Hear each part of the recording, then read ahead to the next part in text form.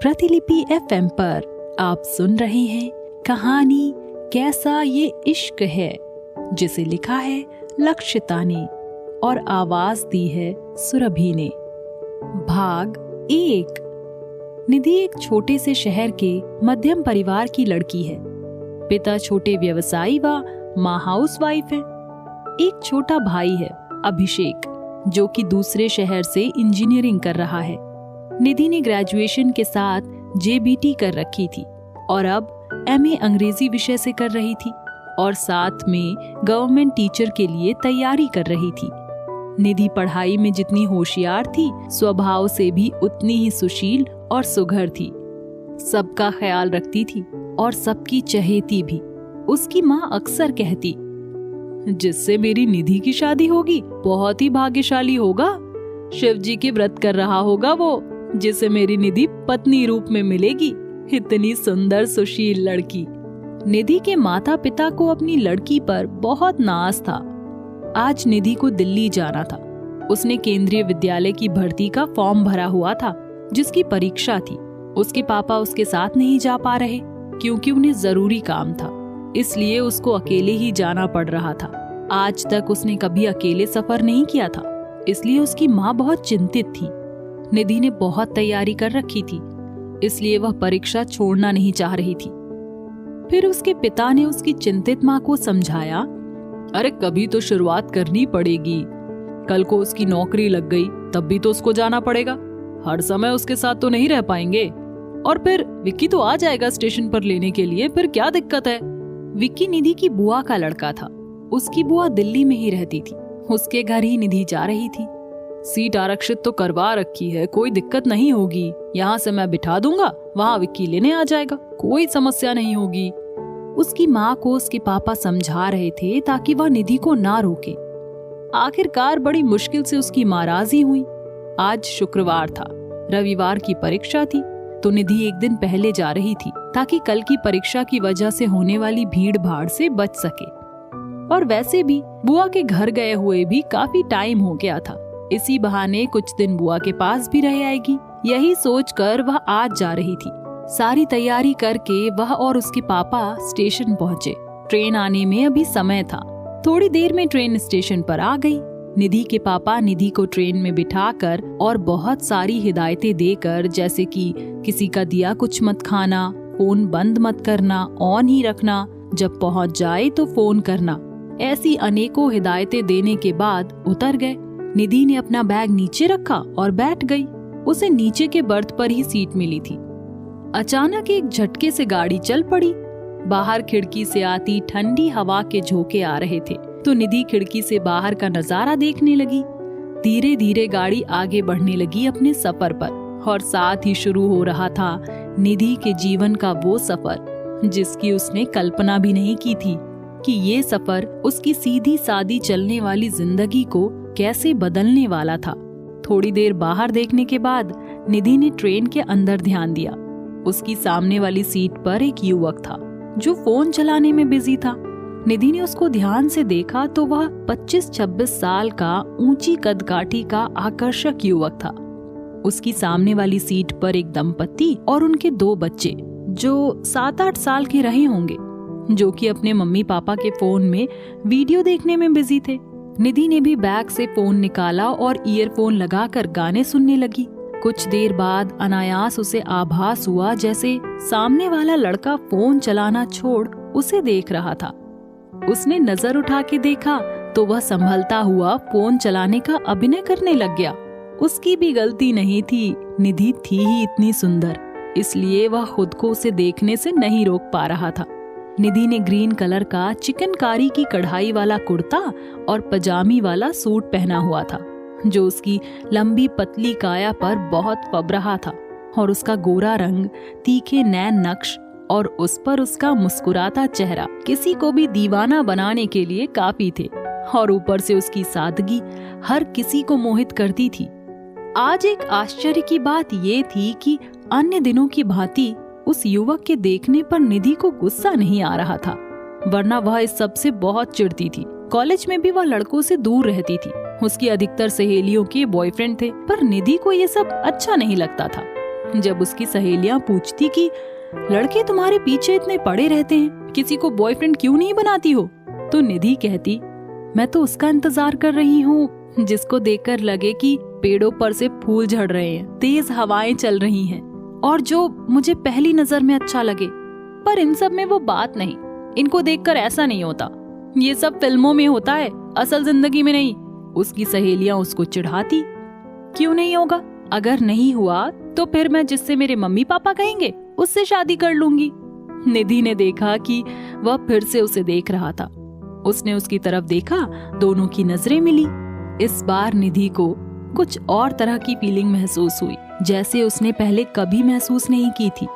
उसने खुद को संभाला और अब वह उससे नजरें चुराने लग गई। अब दोबारा ऐसी स्थिति से बचने के लिए निधि ने बैग से किताब निकाली और खिड़की के नजदीक जाकर बैठ गई, ताकि जो युवक सामने है वह उसे दिखे ना और ना वह उसका चेहरा देख पाए। अगले स्टेशन पर गाड़ी रुकी। अभी 1 घंटे का सफर हुआ था और 3 घंटे का बाकी था। उनके यहाँ से दिल्ली 4 घंटे का रास्ता था। उसने फोन उठाया और घर पर कॉल करके बताया कि कहाँ पहुँची है। उसको पता था उसकी माँ चिंतित हो रही होंगी। बात करने के बाद निधि सामने वाले लड़के से नजरें ना मिले ऐसी कोशिश कर रही थी। फिर से गाड़ी चल पड़ी।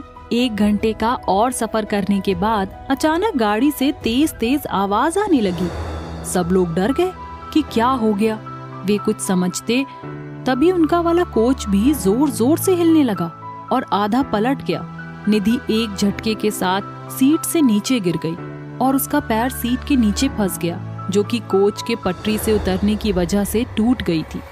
दरअसल ट्रेन की 3-4 बोगियां पटरी से उतर गई थी, जिसमें वो कोच भी था जिसमें निधि थी। ट्रेन में भगदड़ मच गई। सब लोग बाहर निकलने का प्रयास करने लगे ताकि अपनी जान बचा सके, पर निधि का पैर फंस गया, जिसकी वजह से वह उठ नहीं पा रही थी। खुद को मौत के मुंह में पाकर वह असहाय सी महसूस कर रही थी। घबराहट के मारे उसके आंसू आ गए। वह जिंदगी में कभी ऐसी स्थिति से 2-4 नहीं हुई थी। अब उसे लग रहा था कि उसने गलती कर दी अकेले आकर। उसके पापा साथ में होते तो उसे इतना डर ना लगता और उसका हौसला बना रहता। वह अपना पैर छुड़ाने की कोशिश कर ही रही थी कि तभी वह युवक उसकी मदद के लिए आ गया, जो उसकी सामने वाली सीट पर बैठा था। उसके सिर से भी हल्का हल्का खून बह रहा था। उसे भी चोट लगी थी। उसे देखकर निधि को थोड़ा हौसला हुआ।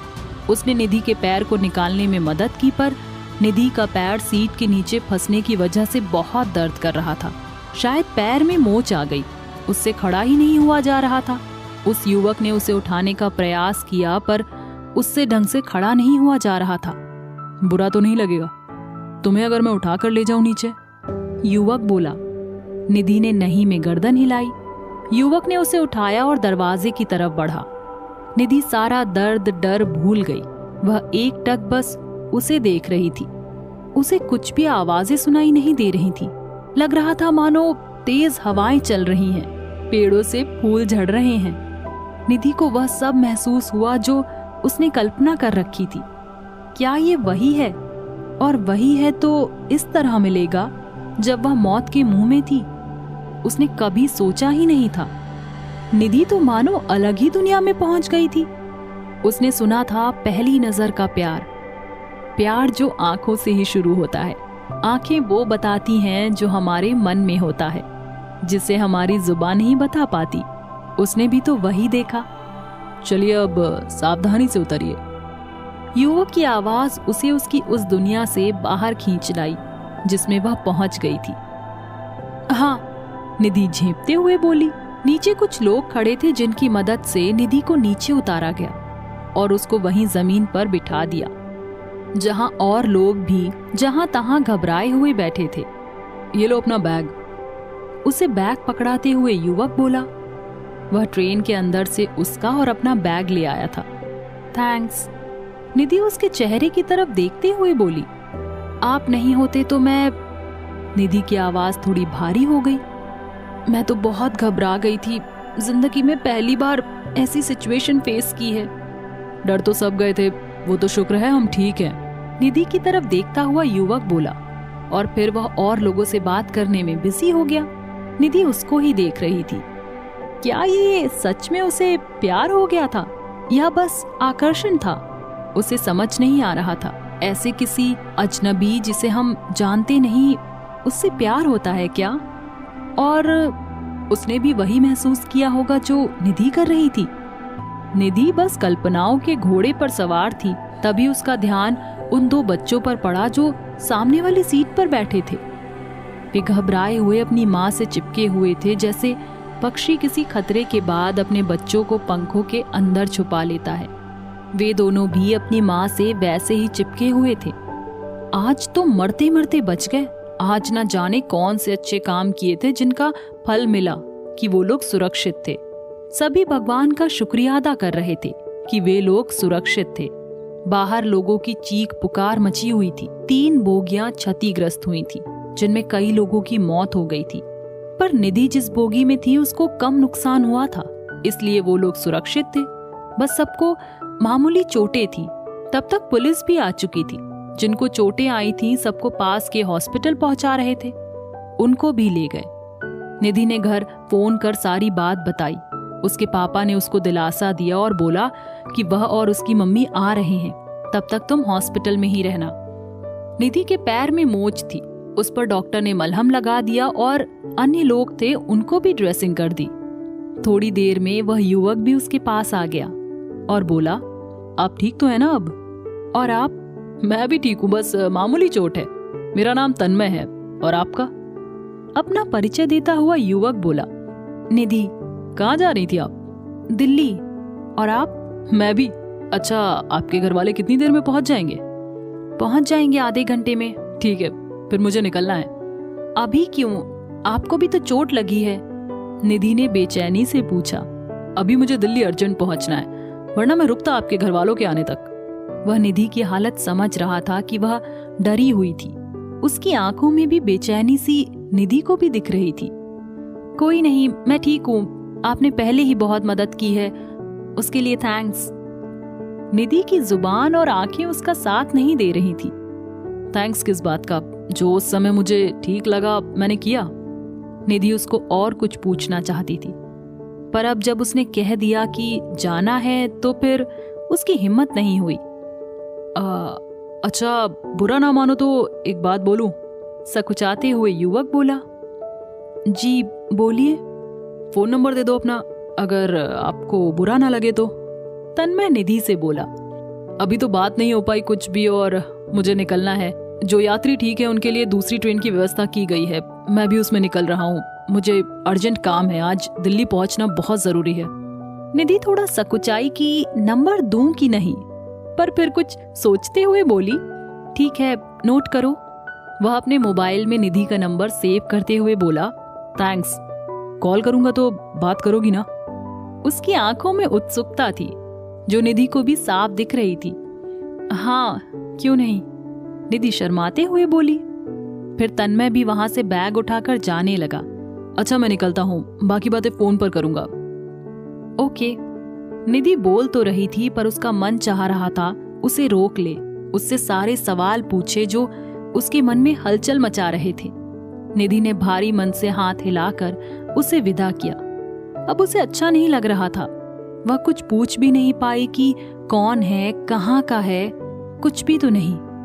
वह बिल्कुल नहीं चाह रही थी कि वह जाए, पर एक अजनबी को किस हक से रोकती? कोई नहीं, कॉल तो करेगा ही, फिर सब कुछ पूछ लूंगी। मन ही मन में खुद से ही बातें किए जा रही थी निधि। सोचा, अरे उसका फोन नंबर तो मैंने मांगा ही नहीं, मुझे भी उसका नंबर ले लेना चाहिए था। पर उस समय उसको ध्यान क्यों नहीं आया? चलो कोई नहीं, कॉल करेगा तो फिर आ ही जाएगा नंबर। और ना किया उसने, फिर कितनी बड़ी भूल हो गई मुझसे। मुझे उससे नंबर ले लेना चाहिए था। निधि इसी उधेड़ बुन में थी, तब तक उसके मम्मी पापा आ गए। उसकी मम्मी ने आते ही गले लगा लिया। वो बार बार भगवान का शुक्रिया कर रही थी कि उनकी निधि सुरक्षित है। कभी निधि के माथे को चूमती, कभी गले लगाती। मैंने कह दिया था कि अकेले नहीं भेजूंगी मेरी बेटी को। कितना घबरा गई होगी मेरी बेटी अकेले में, कितनी कमी महसूस हुई होगी।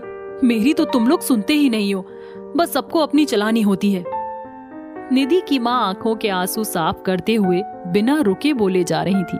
उसके पापा को भी लग रहा था कि गलती हो गई, पर अब उन्हें थोड़े पता पहले से कि ऐसा कुछ होगा। फिर निधि ने मम्मी पापा को सारी घटना बताई। वापस घर चले, अब छोड़ो परीक्षा, उसकी मम्मी बोली।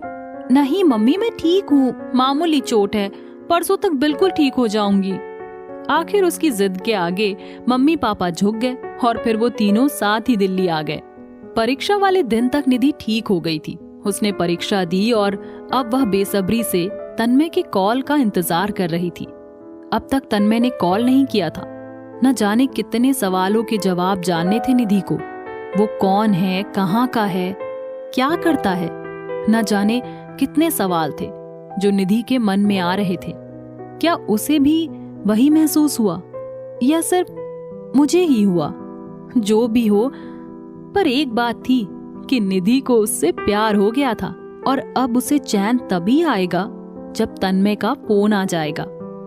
तन्मय के मिलने के बाद जो फीलिंग्स उसके मन में आ गई थी वह अलग ही थी।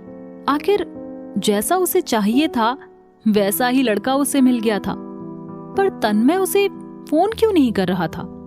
ये बात उसे परेशान कर रही थी। दिल्ली से वह अपने शहर वापस आ गई, पर तन्मय का फोन नहीं आया। अब तो निधि बेचैन हो गई। हमेशा हंसती मुस्कुराती रहने वाली निधि उदास रहने लगी, बात बात पर चिढ़ने लगी। घर वालों को लगा शायद एक्सीडेंट की वजह से उसको ऐसा हो गया हो, पर वजह तो बस निधि को ही पता थी। वो बस यही सोचती रहती, कहीं जो भावनाएं उसके मन में आई क्या पता वो एक तरफा हो। पर ऐसा होता तो तन्मय फोन नंबर क्यों मांगता? हाँ, पर उसने कॉल क्यों नहीं किया अब तक, और करेगा कि नहीं? निधि का इंतजार बढ़ता जा रहा था और घट रही थी उसकी सब्र की सीमा। अब तो वह खुद पर ही खींच पड़ती थी कि क्यों करती है उसके कॉल का इंतजार। अब नहीं करूंगी। पर ये बस थोड़ी देर के लिए ही होता था। जैसे ही कोई रिंग बजती उसकी उम्मीद फिर परवान चढ़ती। हमेशा साइलेंट रहने वाला उसका फोन अब फुल वॉल्यूम में रहता और अगर कोई मिस कॉल होती तो कॉल करके पूछती कौन है। 2 महीने हो गए पर तन्मय का फोन नहीं आया, पर निधि उसके फोन का रोज इंतजार करती थी। निधि की परीक्षा का रिजल्ट आ गया। वह शॉर्ट लिस्टेड कैंडिडेट में थी। निधि खुश थी कि चलो एक सीढ़ी पार हो गई। अब बारी थी दूसरी सीढ़ी, मतलब इंटरव्यू की। उसने इंटरव्यू की तैयारी शुरू कर दी। अगले 2 महीने में इंटरव्यू होना था। निधि का इंटरव्यू भी हो गया था और उसे पूरी उम्मीद थी कि उसका चयन हो जाएगा। उसके लिए रिश्ते भी आने शुरू हो गए थे। आखिर उसकी शादी की उम्र भी हो रही थी, पर उसने साफ मना कर दिया। 2 साल वह शादी नहीं करेगी, चाहे उसकी नौकरी लगे या ना लगे। निधि के माँ बाप भी उसके बदले व्यवहार से बहुत परेशान थे कि उनकी हंसती खेलती लड़की को किसकी नजर लग गई। इसलिए उन्हें भी ज्यादा जल्दी नहीं थी और एक बार निधि की जॉब लग जाए तभी देखेंगे। आखिर वो दिन भी आ गया। निधि का चयन प्राइमरी टीचर में हो गया था। घर में सब खुश थे, मिठाइयां बांट रहे थे, रिश्तेदारों के फोन आ रहे थे। निधि भी खुश थी। आखिर उसका सपना पूरा हो रहा था। सब कुछ ठीक था, पर कहते हैं ना, चाहे हमारी जिंदगी में सब बढ़िया चल रहा हो, दुनिया हमारी कदमों में हो, पर हमें सिर्फ उस इंसान का इंतजार होता है जिसकी वजह से हमारी जिंदगी झंड हो रखी होती है। ऐसे ही निधि के साथ हो रहा था। वह तन्मय को भूल ही नहीं पा रही थी। जाने उसे क्यों उम्मीद थी कि एक दिन उसे वो जरूर मिलेगा। निधि का चयन तो हो गया, पर एक समस्या और आ गई। केंद्रीय विद्यालय के नियम के हिसाब से उसे 3 साल नौकरी किसी दुर्गम क्षेत्र, सीमांत इलाके जैसे बॉर्डर के इलाके या नॉर्थ ईस्ट में ही करनी थी। पहले तो उसकी मम्मी राजी नहीं हुई कि नहीं जाना, छोड़ ये केंद्र की नौकरी, तू स्टेट की तैयारी कर, हो जाएगा तेरा यहाँ भी। यहाँ कम से कम अपने स्टेट में रहोगी, ऐसे कहाँ जाओगी बॉर्डर इलाके में। पर निधि नहीं चाहती थी कि वह जॉब छोड़े। सिर्फ 3 साल की ही तो बात है, फिर तो वह अपने स्टेट में ही आ जाएगी। और यहाँ रही तो मम्मी शादी के लिए पीछे लगी रहेंगी और बिजी रहेगी तो ठीक रहेगी। और सरकारी नौकरी कौन सा आसानी से मिलती है, यही सोचकर वह जिद पर अड़ गई। आखिर उसने घर वालों को मना लिया। उसे जम्मू के बॉर्डर इलाके का सेंटर अलॉट हुआ था। निधि ने जाने की तैयारी शुरू कर दी थी। निधि वहां अकेले तो नहीं रह पाएगी, इसलिए मम्मी भी साथ में जा रही थी। पहली बार जा रही थी तो रहने की व्यवस्था करने के लिए साथ में पापा और उसका छोटा भाई अभिषेक भी जा रहे थे। अपने सारे जरूरी डॉक्यूमेंट्स और जो भी जरूरी दस्तावेज थे उनको लेकर वे ट्रेन से चल पड़े। ट्रेन के सफर से उसे फिर वही पुरानी यादें ताजा हो गई जब उसे तन्मय मिला था। काश आज भी मिल जाता उसे वो, पर उसे भी पता था संयोग बार बार नहीं होते। इससे अच्छा तो वो मुझे मिलता ही नहीं। निधि कई बार मन में खींच जाती तो खुद से ही बोलने लगती, जब उसे मुझे मिलना ही नहीं था तो भगवान ने उसे मुझे मिलाया ही क्यों। 7-8 घंटे के सफर के बाद वे लोग जम्मू स्टेशन पहुंच गए। उससे आगे बस में और फिर एक प्राइवेट गाड़ी करके वे उस जगह पहुंचे जहां स्कूल था। वह स्कूल पहुंची। स्कूल एक छोटी सी पहाड़ी पर था जो पाकिस्तान बॉर्डर के नजदीक था और उसके साथ कुछ दूरी पर सेना का कैंप था। अपना मेडिकल सर्टिफिकेट, कैरेक्टर सर्टिफिकेट और अपने एकेडमिक सर्टिफिकेट जमा करवाने के बाद वे रहने की व्यवस्था करने नीचे के गांव में आ गए। वहीं से अधिकतर स्टाफ जाता था। स्कूल के अन्य टीचर्स के साथ उसने भी अपने मकान किराए पर ले लिया। उसके पापा और अभिषेक वापस आ गए, पर मम्मी को उसके साथ ही रहना था। जम्मू के इस केंद्रीय विद्यालय से और प्राइमरी टीचर के रूप में निधि के जीवन का अगला अध्याय शुरू हो रहा था। वह अपने इस नए सफर से खुश थी, पर कुछ सवाल उसे परेशान करते थे। क्या कभी तन्मय का फोन आएगा, या वह उससे मिल पाएगी कभी, या फिर उसका पहला प्यार अधूरा ही रह जाएगा, या फिर कोई और निधि के जीवन में आ जाएगा। ये वो सवाल थे जिनका जवाब वक्त को देना था। निधि पहले दिन स्कूल पहुंची। स्कूल गांव से 10 मिनट की दूरी पर था, जो कि पहाड़ी पर ऊपर चढ़ के जाना पड़ता था। निधि स्कूल पहुंची तो स्कूल तो 12वीं तक का था, पर प्राइमरी की बिल्डिंग बाकी स्कूल से थोड़ी दूरी पर थी। वहां एक हेड टीचर जिसकी उम्र 50 के करीब रही होगी, दोहरा शरीर, घुंघराले बाल और आंखों पर चश्मा। नाम था नीतू शर्मा। 15 मिनट की कागजी कार्यवाही के बाद उसने निधि को सारे स्टाफ से मिलाया, जिसमें 2 महिला और एक पुरुष शिक्षक थे।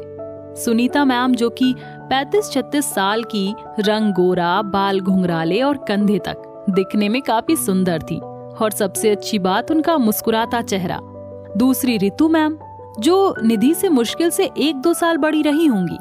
सुभाष गुप्ता सर भी, जो कि अभी अविवाहित थे। लंबा कद, गोल भरा हुआ चेहरा, हल्का सांवला रंग, चेहरे पर मूछें जो कि उनको काफी सूट करती थी। उन्होंने भी मुस्कुराते हुए अपना परिचय दिया और बताया कि वे दिल्ली से हैं। सबसे परिचय लेने के बाद हेड टीचर निधि को सभी कक्षाओं में ले गई। निधि को शिक्षण का अधिक अनुभव नहीं था, बस जो प्रशिक्षण के समय 2 महीने की प्रशिक्षु शिक्षक के रूप में जो पढ़ाया था, बस वही था। हेड टीचर ने निधि को सभी कक्षाओं में ले जाकर छात्रों से उसका परिचय करवाया और फिर उसे कक्षा लेने भेज दिया। निधि ने सभी बच्चों से उनके नाम पूछे और जो समय बचा उसमें थोड़ा बहुत पढ़ाया। उसे ये देखकर थोड़ी असहजता हुई जब उसने हेड टीचर को दरवाजे पर देखा, जो उसका मुआयना कर रही थी। निधि थोड़ी असहज हो गई। उसकी असहजता देखकर वो वहां से चली गई। सुनीता मैम बहुत खुशमिजाज थी। हर टाइम हंसी मजाक करना, बच्चों को बुला बुला के बताना कि ये बच्चा ये करता है, उनकी जैसी आवाज में बात करके हंसाना। निधि की पहले दिन से ही उससे दोस्ती हो गई थी। स्कूल का सारा स्टाफ अच्छा था, इस वजह से निधि को एडजस्ट करने में ज्यादा मुश्किल नहीं हुई और धीरे धीरे वह उस माहौल में ढल गई। सभी टीचर्स भी अच्छे थे और सबको पता था निधि फ्रेशर है, तो उसे मदद भी करते थे। जब भी निधि थोड़ी फ्री होती थी, सुभाष सर उससे बात करने का बहाना ढूंढने लग जाते थे। छोटी छोटी बात पर उसकी तारीफ करना, निधि की बातों का प्रोत्साहन करना। दरअसल वे निधि को पसंद करने लगे थे। अब निधि थी ही इतनी सुंदर, किसे न पसंद आती। और वे भी गांव में निधि के पड़ोस में ही रहते थे। अन्य टीचर्स भी वहीं आसपास ही रहते थे। स्कूल टाइम में सभी साथ जाते और छुट्टी के टाइम साथ आते थे। निधि तो खुश थी, पर उसकी मम्मी का यहाँ मन नहीं लग रहा था। आखिर पापा घर पर अकेले थे, तो उसका यहाँ कैसे मन लगता। पर बेटी की खुशी के लिए वह भी यहाँ मजबूरी में ही रह रही थी। कक्षा प्रथम का एक बच्चा था जो निधि को बहुत अच्छा लगता था। उसका नाम था चिन्मय। शायद उसका नाम तन्मय से मिलता जुलता था या फिर उसकी प्यारी प्यारी बातें उसको अच्छी लगती थी। उसे नहीं पता था, पर निधि को उससे लगाव सा हो गया। वैसे तो निधि को सभी बच्चे अच्छे लगते थे, पर चिन्मय उसे सबसे अधिक प्यारा था। बस एक दिक्कत थी जो उसे कई बार परेशान करती थी। वो चिन्मय को स्कूल में काम करवाती थी तब तो अच्छे से करता था, घर से काम करने को देती थी तो कभी ढंग से नहीं करके आता था। इसके लिए वह उसकी डायरी पर हमेशा लिख के भेज देती थी, पर कुछ सकारात्मकता उसको नहीं दिखती थी। इस बारे में जब उसने सुनीता मैम से बात की, मैम चिन्मय यहाँ पर तो अच्छे से काम करता है, घर पर इसको पता नहीं क्या होता है, करके ही नहीं आता। ध्यान नहीं देते मैम, अगर घर वाले सपोर्ट नहीं करेंगे तो हम टीचर्स अकेले क्या कर लेंगे। अच्छा मैम एक बात बताओ। अचानक सुनीता मैम ने टॉपिक बदलते हुए निधि से पूछा, सुभाष सर आपको कैसे लगते हैं? मुझे तो लगता है वो आप पर लट्टू हो गए हैं। निधि को छेड़ते हुए सुनीता मैम बोली, क्या कह रहे हो मैम आप भी? निधि थोड़ी सकुचाती हुई बोली, आपके आगे पीछे ही घूमते रहते, लगता है आपको पसंद करने लगे हैं। नहीं मैम ऐसा कुछ नहीं है, निधि बोली। ऐसा ही है मैम, सुनीता मैम हंसते हुए बोली। आपको पता नहीं सुभाष सर का, आपको पसंद करने लगे हैं, सबको दिखता है, सुनीता मैम बोली। महसूस तो निधि भी कर रही थी कि उनके मन में कुछ चल रहा है, पर सुनीता मैम के छेड़ने के बाद उसे बात थोड़ी गंभीर लगी। अब उसने उनसे थोड़ी दूरी बनानी शुरू कर दी। निधि का स्कूल पाकिस्तान बॉर्डर पर था। सीमा पर कुछ भी टेंशन होती थी तो वहाँ भी सेना की हलचल शुरू हो जाती थी। वैसे तो यह जगह बॉर्डर से काफी दूर थी और अधिकतर यहाँ शांति ही रहती थी, पर जगह जगह यहाँ सेना व अर्धसैनिक बलों के कैंप थे। पहले पहले तो निधि को थोड़ा अजीब लगा, पर धीरे धीरे उसे उस माहौल की आदत हो गई। निधि, ये सुभाष सर तो बहुत अच्छे हैं, स्वभाव में भी अच्छे हैं और खुशमिजाज भी हैं।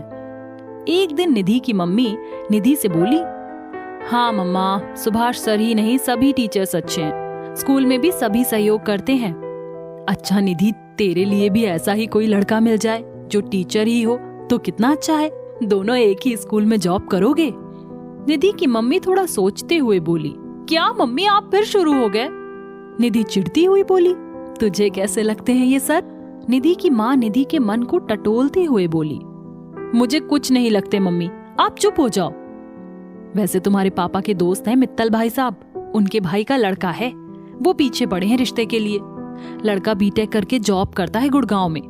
तुम्हारे पापा का फोन आया था तो वो बता रहे थे।